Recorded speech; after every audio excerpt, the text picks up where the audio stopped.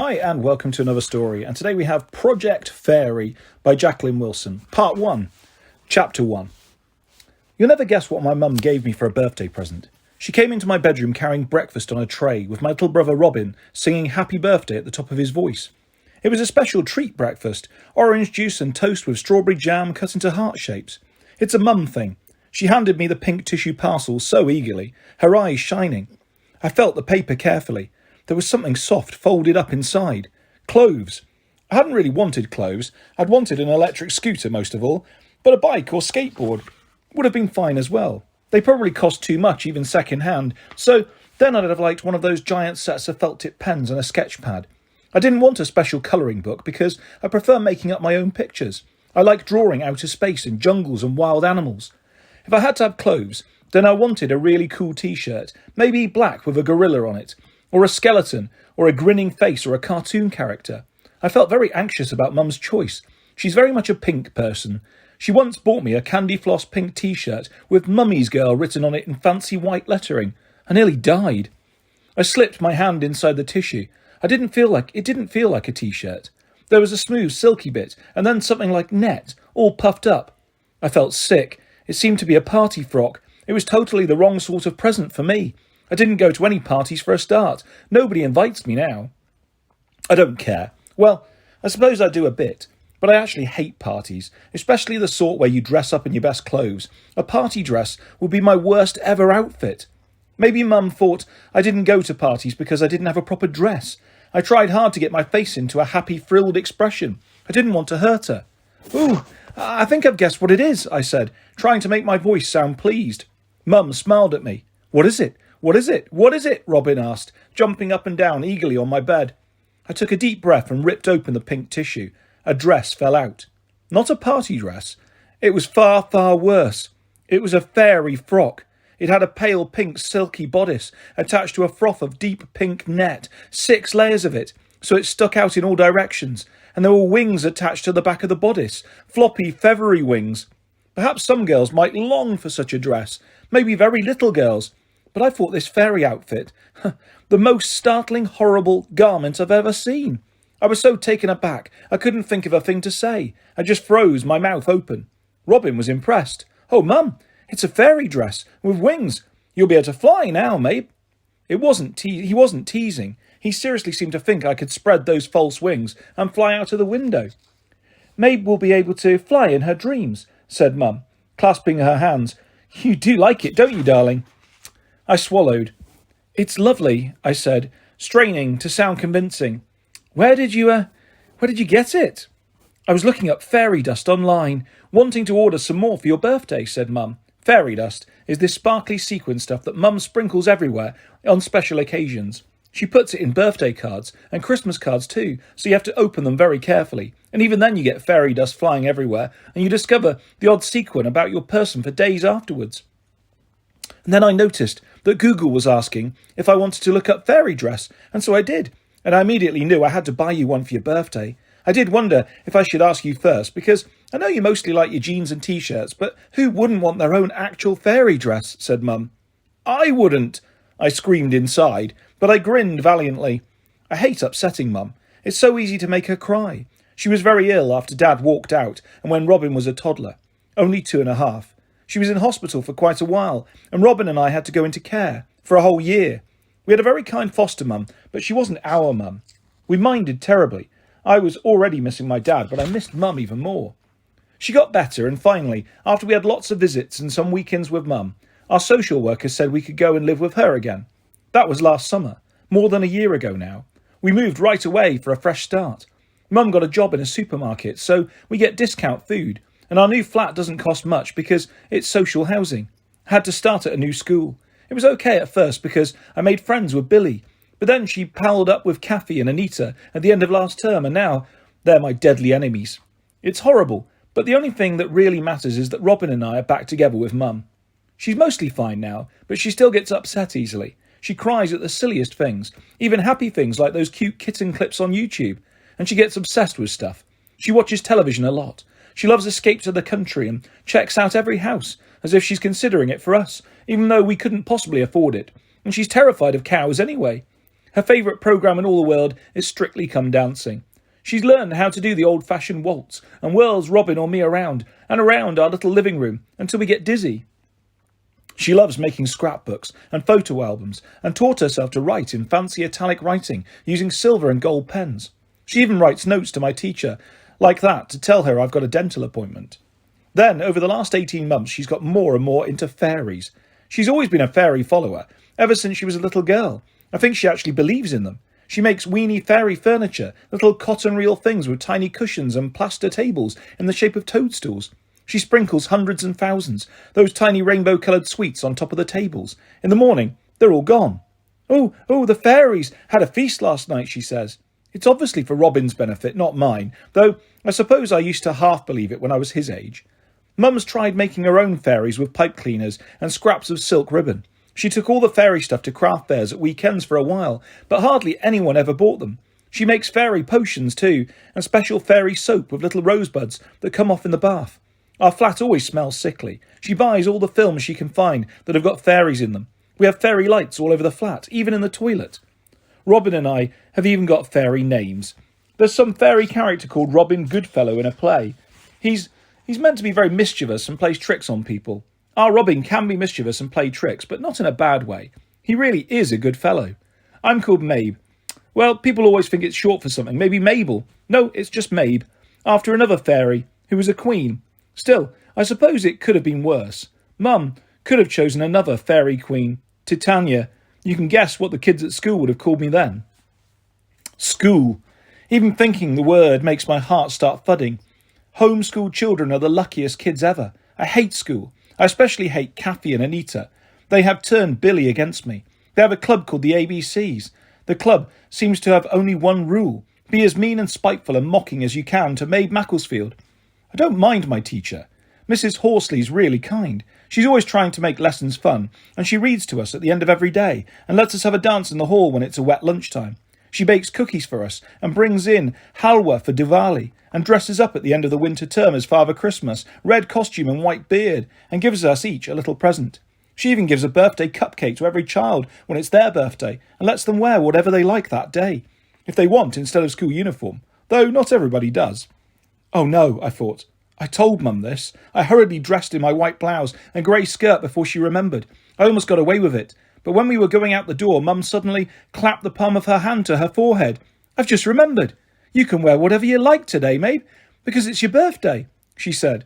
I thought frantically. Oh yes, that's old rule. But Mrs. Horsley's changed her mind. Kathy came to school in a tiny top and shorts, a bit like knickers. Mrs. Horsley said they were inappropriate, so now none of us are allowed to wear birthday clothes, I said.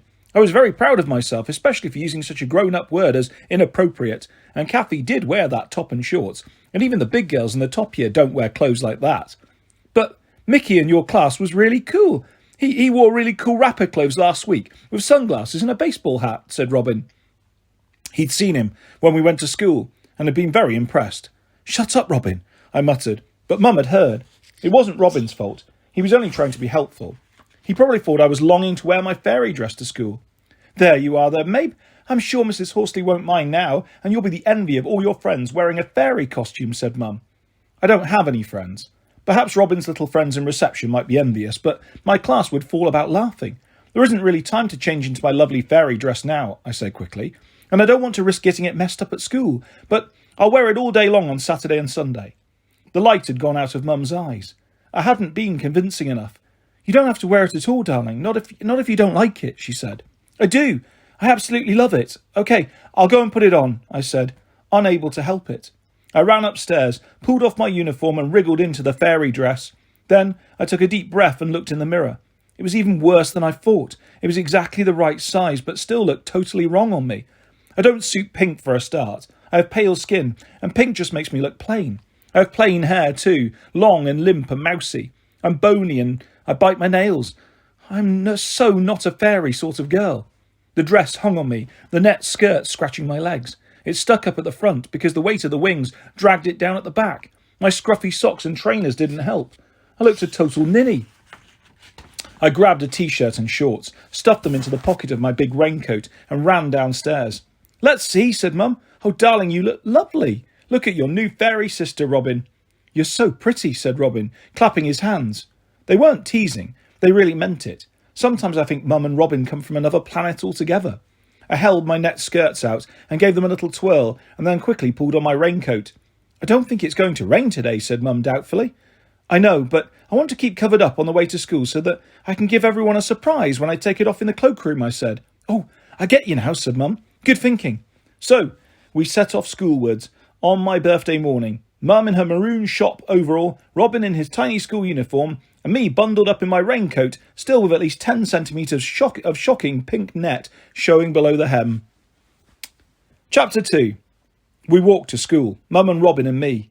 Robin insisted on grabbing our hands and swinging himself backwards and forwards while singing happy birthday to me over and over again. Naturally, people stared, especially at me, the girl wearing a raincoat on a bright sunny day with a weird pink netting poking out underneath. Still, there were hardly any other mums and kids about. We always arrived early so that Mum could drop us off by 8:20 in time for her shift at the supermarket. There were a cluster of little breakfast club kids at the gate to the infants, but they didn't bother to give me a second glance. Several waved at Robin, and one small girl actually ran up to him and gave him a smacking kiss on his cheek. "Robin, Robin, Robin," she yelled enthusiastically, as if she hadn't seen him for months. She grinned at him. "He's my boyfriend," she told her mum proudly. "No, he's my boyfriend," said a tiny red-haired boy, glaring. "I can be your boyfriend and your boyfriend," said Robin. "Bye, Mum. Bye, Mabe. Happy birthday." He let go of our hands, grabbed two of his friends' hands instead, and ran into school with them. "Bless," said Mum. She turned to me. "Have a lovely day, darling. Here, birthday treat."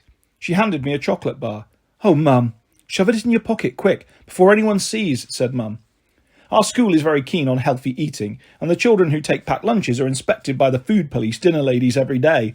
I have school lunches because I get them free, as Mum doesn't have much money.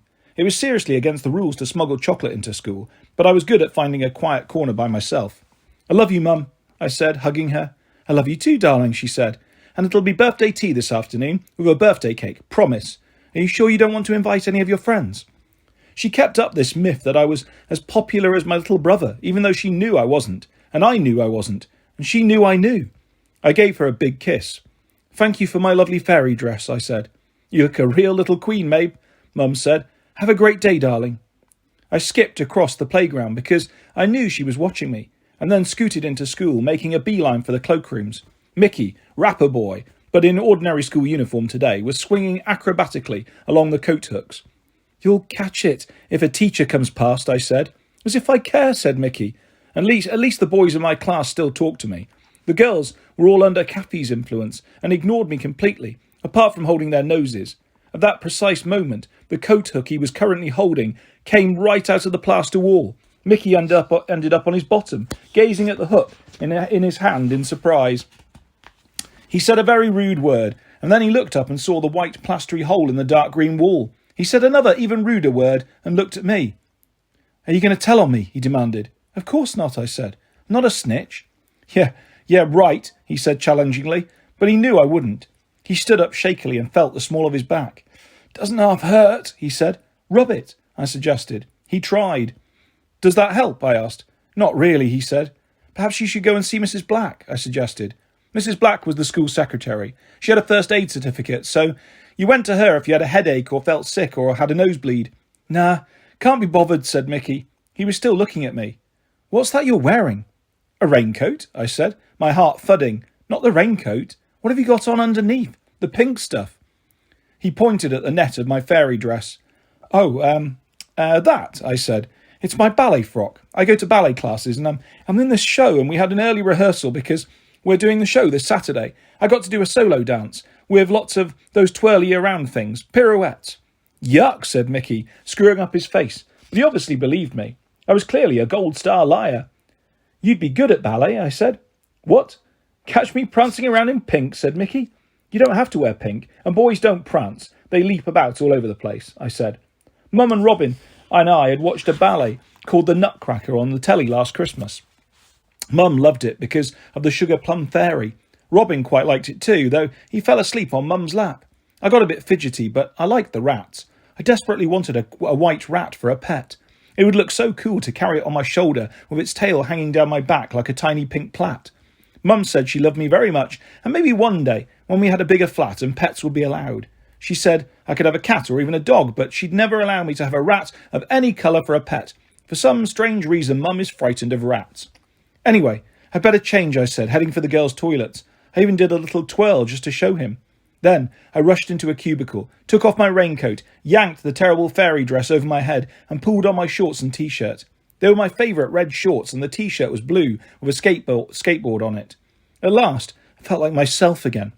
The fairy dress was too big and bouncy with all its net petticoats to stuff into my bag, but I hid it carefully under my raincoat and hung it in a corner of the cloakroom. I felt almost light-hearted as I sauntered down the corridor into the classroom. That was a mistake. Billy was there, earlier than usual, reading a book. When she was my best friend instead of my worst enemy, we hung out together all the time. We skipped and ran races at playtime and made up this game where we were circus performers. We both rode white horses and trained dogs to do incredible tricks and walked imaginary tightropes. I suppose it sounds a bit babyish, but we imagined it so intensely that it seemed real. Billy was like me. She loved acting out stories. But then Kathy asked Billy for a sleepover party, and she didn't ask me. And then Billy had a sleepover, and she didn't ask me, even though I was still her best friend. And Anita had a sleepover too, and gave them both bangles as special going-home presents. Then they were a trio, and I was on my own. I asked Billy why she'd gone off me, and she said it was my own fault because I never had sleepovers. I didn't even invite her home, and yet I'd been to hers for tea 3 times, which was true. But I couldn't invite anyone home because our flat smelled a bit of damp and had mould on the ceiling, even though Mum scrubbed at it. She always sprayed everywhere with air freshener, and that smelled a bit weird too. Our flat looked weird anyway, with all the twinkly lights and the little fairy ornaments on the windowsill, and the fairy houses made out of cardboard boxes full of Mum's fairy furniture. Then Anita and Billy and Kathy noticed that their names went ABC, so they started their club, and Kathy said I couldn't be in it because my name didn't start with D. Kathy was the worst enemy. She said I smelled funny. I was clean and always had a proper stripped down wash. The shower wouldn't work anymore. And my clothes were always clean too, but maybe they did smell a little bit musty because of the damp and the air freshener and the rose water fairy potions. Anita and Billy and Kathy held their noses now whenever they walked past me, and the other girls copied them. I stuck my chin up and pretended I didn't notice. I looked at Billy now in the classroom, wondering if she'd hold her nose. She didn't move, head bent over her book, but I could tell she knew I was there. I went to my desk and got out my own school library book. It was an old book, Cat Wings, about these street cats that can fly. It was one of my favourites and I always loved reading it, but I couldn't concentrate on the story right now. The classroom was eerily quiet. I could hear the sound of my own breathing. I swallowed. "This is ever such a good book," I said, glancing at Billy. For a moment I thought she was going to answer, but then she made an odd little sound. Just like that. She still didn't look up, though. "So, what are you reading?" I asked. She hesitated again and then said, "It's a book about kittens." "No, my book's about kittens too. They live in a dustbin, but they can fly. It's wicked," I said. "What do the kittens do in your story?" "It's not a story from the library corner. It's my own book from home. Photos of cute kittens. You know, like on YouTube," she said. "Can I see?" I said. Billy shrugged. I took that as an invitation. I went over to her desk and had a good peer at the kittens. They really were cute, and I went, "Ooh," at lots of them. "I wish I had a kitten." We both said it together, and then laughed. Billy looked at me properly then. "You're wearing your shorts," she said. "So?" I said. "Oh, it's your birthday," said Billy. She bit her lip, looking awkward. We'd just become friends before my last birthday, and she gave me a big card saying "to my best friend" and a purse in the shape of a ladybird. I loved that purse, but the zip broke around about the time Billy stopped being my friend. She was remembering too. "I'm sorry, I haven't got you anything," she mumbled. "It's okay," I said, though it wasn't. "Well, happy birthday," she said. "Thank you." "Did you get some nice presents?" Billy asked. "Yes, terrific," I said. Robin had given me a little teddy with a goofy face. Mum had obviously paid for it, but he'd chosen it himself. Mrs. Watson in the flat underneath us had given me a set of hankies in a box. I think she must have had it in the chest of drawers for donkey's years, but at least she hadn't used them. Michael and Lee in the garden flat had given me a present too, a cactus in a blue bowl. I liked it especially because they put a little toy cowboy on a horse riding across the bowl. I didn't get anything from my dad. "What did your mum give you?" Billy asked. I took a deep breath. "A dress." "It's lovely," I said. "You don't like dresses much though, do you?" said Billy. "What sort of dress is it?" "Oh, a dressy type dress." "You know," I said vaguely. And we're going on a girls' night out to this massive rock concert, and she's got special tickets so I can go backstage for a meet and greet. And she's arranged for me to have this ginormous birthday cake, and they're going to sing happy birthday to me. I was running out of steam, and it was clear from Billy's face that she didn't believe a word of it. Liar, she said, but kind of fondly. Yeah, well, I said, I can get a bit carried away, didn't I? You, said Billy, and she grinned at me the way she used to. But then the door opened, and some other kids came in. Kathy and Anita weren't with them, but Billy turned her back on me and picked up her book again. When they came skipping into the classroom, a few minutes later, they did their ABC clapping game, one of their silly club rituals, and all three huddled together, whispering. It was probably about me, because they all looked in my direction and then cracked up laughing. I think they were making rude remarks about my t-shirt and shorts. I was so glad the fairy dress was hidden underneath my raincoat. Mrs. Horsley actually admired my outfit, saying she liked the picture of the skateboard on my blue t-shirt and thought the red shorts were dashing. She was extra nice to me in lessons, and when the bell went for break time, she popped a little waxed paper bag on my desk. Happy birthday, she said, smiling. Don't let the dinner ladies see. It was a birthday cupcake with blue buttercream icing studded with silver balls and blueberries.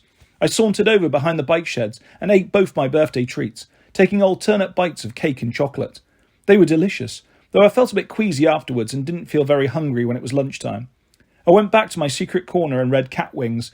Because no one could see me behind the bike sheds, I sucked my thumb too, which was very comforting. We had art in the afternoon. Mrs. Horsley showed us pictures by famous artists like Constable and Van Gogh and asked us all to paint a landscape.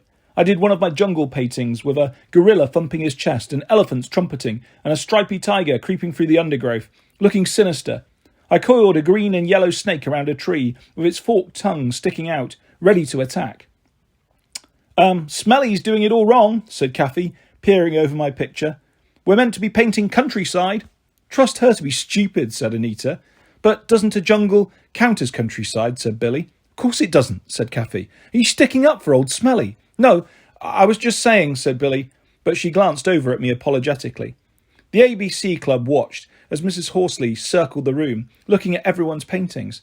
They nudged each other as she approached me. Oh, Mabe, that's an amazing painting, she said. Well, I'm definitely going to pin that one up on the wall. Well done. I love that snake sticking out its tongue. When she moved on to the next table, I stuck my own tongue out at Anita and Kathy. Not Billy. She might still be a little bit friends with me. Then it was going home time. It would have been very difficult trying to change back into the fairy dress without the ABC Club seeing me, but luckily Robin and I never went home straight away. We went to after-school club until 5 o'clock, when Mum collected us after her shift at the supermarket. The only other person in my class who went to after-school club was Mickey, and I'd already convinced him it was a ballet dress.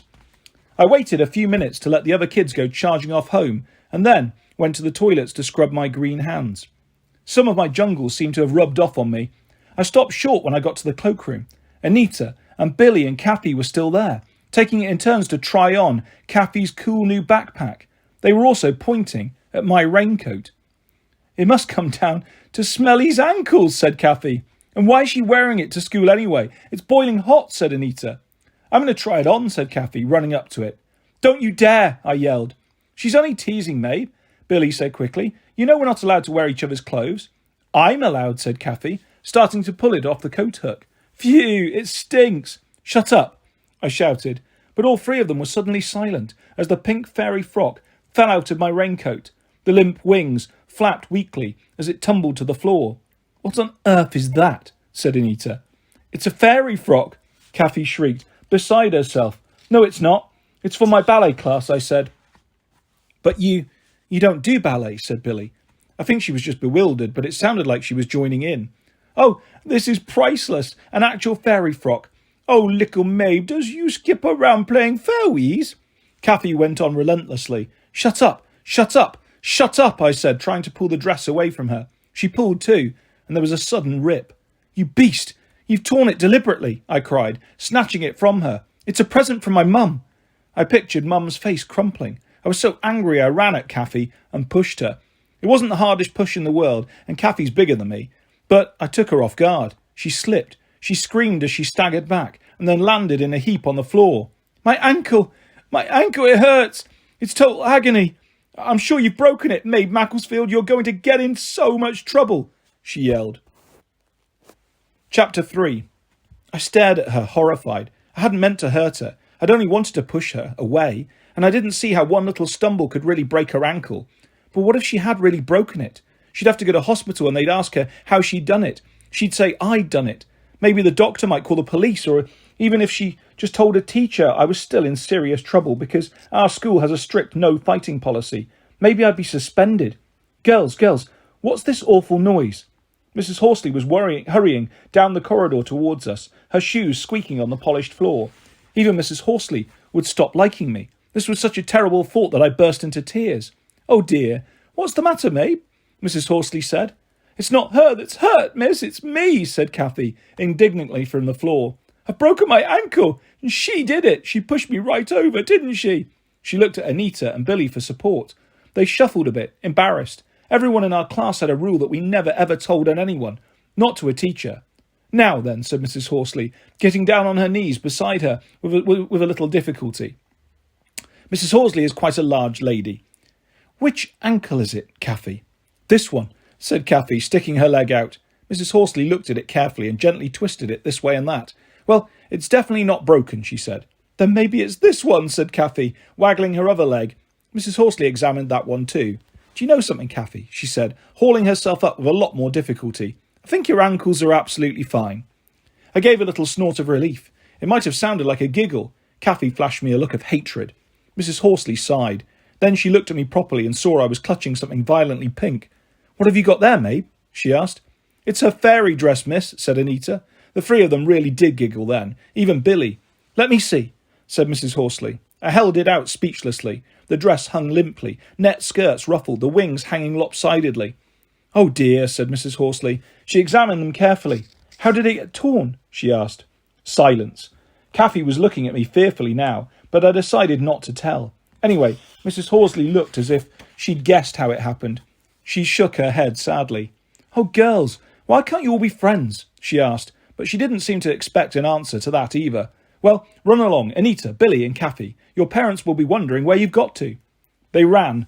Well, Kathy hobbled, but I'm sure she was just pretending her leg was hurting. Mrs. Horsley seemed to think so too, but she said, Kathy, go in to see Mrs. Black first. She'll have a look at that ankle too, if you can remember which one it is. And then she looked at me. It's a very pretty fairy dress, she said softly. She seemed to think it was my choice. I wanted to tell her I thought it was hideous, but I couldn't be disloyal to Mum. Thank you, I murmured, sniffling, but it's torn now. It's actually only a little rip, said Mrs. Horsley comfortingly. I'll take it with me into the staff room and see if I can mend it. I'll bring it to you at after-school club, all right? I nodded. Is it your birthday present, she asked. I nodded again. It's very special, said Mrs. Horsley. Do you know something? When I was a little girl, I had a fairy dress. I absolutely loved it. I was amazed. It was certainly very hard imagining a young Mrs. Horsley dancing around in a fairy dress. I felt faintly cheered going to after-school club. Robin was sitting with Mickey, both of them drawing something, but they covered the paper up when they saw me. Robin ran over and greeted me, as if we hadn't seen each other for months. What are you drawing with Mickey? I asked suspiciously. It's not anything rude, is it? No, said Robin, giggling. Then why are you hiding it? I asked. Because it's a secret, said Robin. Where have you been? I shrugged. Just talking to my teacher, I said. My eyes must have still been watery because Robin looked anxious. Was she telling you off? He asked. Don't worry, Mrs. Horsley's always having a go at me too, said Mickey, truthfully enough. He was always in trouble for talking or losing his notebook or pencils or for generally messing about. But she's not a bad old stick, really, he added. I like her, I said. She's mending my ballet dress for me at the moment. Robin blinked at the word ballet, but I shot him my do not say a word look, and he managed to hold it in. Did it get torn then? Mickey asked. Just a bit, I said. It was that ABC club, wasn't it? Said Mickey. He can act dim sometimes, but he's good at sussing things out. I didn't say anything, but it was obvious he was right. I'll sort them out for you, said Mickey. He spoke out of the side of his mouth, pretending to be a gangster. You'll leave it to me. Thanks, but no thanks, I said, sitting down at the table beside them. I'll do a bit of drawing too.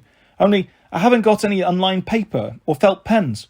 I looked enviously at Mickey's. It was exactly the sort of colouring set I'd loved as a birthday present, and it would probably have cost much less than my fairy dress. I wondered if Mrs. Horsley could really mend it so that it was as good as new. I hoped she wouldn't tell anyone else in the staff room what had happened. I didn't want them feeling sorry for me. It was calm and peaceful in the after-school club. Mickey tore a page out of the drawing book for me and let me share his felt tips too. He hid his own drawing, putting his arm around the page and leaning forward, totally blocking my view. Robin tried to do the same, but he wasn't as good at it. I glimpsed the word Robin at the bottom of his page with 2 rows of kisses and felt a little glow. I was pretty sure he was making me a birthday card. I had no idea what Mickey was doing. Perhaps he was drawing a rude picture. We had snack time. A small cup of milk and a biscuit out of a big tin. You weren't supposed to choose. You had to dip your hand in and take whatever your fingers touched. But we were all clever at feeling. Why would you take a boring old digestive when you could feel the shiny paper of a chocolate biscuit? Mrs. Horsley came into the room at 4:15. She was carrying a supermarket bag for life with something bulky inside. My fairy dress. I peeped at it. She'd smoothed out the net skirts and reattached the wings so that they flapped perkily now. It was still hideous, but at least it was as good as new. And she'd had the tact to put the dress in a bag so that no one could see it and mock. "Thank you so much, Mrs. Horsley," I said. I would have liked to have hugged her, but I wasn't sure you were allowed to do that to a teacher. There was something else under the fairy dress, weighing the bag down. I delved in for it, puzzled. It was a big school library book called Victorian Fairy Paintings. "I thought you might like to look at it," said Mrs. Horsley. "Nobody's ever borrowed it, so I dare say you could keep it if you like." "Oh, that's so kind of you," I said. I didn't want the book for myself, as I wasn't the slightest bit interested in fairies, but I knew who was. "Teacher's pet," Mickey muttered. "Oh, sorry, Mickey. Do you feel left out?" said Mrs. Horsley. "Shall I see if I can find a special fairy book for you too?" Robin laughed so hard at the idea of his great big bad hero Mickey wanting a fairy book that he nearly choked on his last bite of biscuit and had to be thumped on the back. "Happy birthday again," said Mrs. Horsley, smiling at me. She was like a great big fairy herself. She certainly didn't look very fairy-like with her grey hair and glasses and navy dress and sturdy shoes, but it was as if she had a magic wand and always made things better for me. Robin handed me his piece of paper with a big grin on his face. He had drawn a blob with long hair and stick arms and legs. It was holding hands with a little blob with a big smile on its face. There was wobbly printing at the top, "Happy Birthday and Love, Robin" at the bottom, with all those kisses. "The big one is you, and the little one is me, and I'm smiling because I'm so happy you're my sister," said Robin. I gave him a big hug, though he squirmed a bit, embarrassed in front of Mickey. "Here," said Mickey, and he gave me his piece of paper too. He'd made me a birthday card too.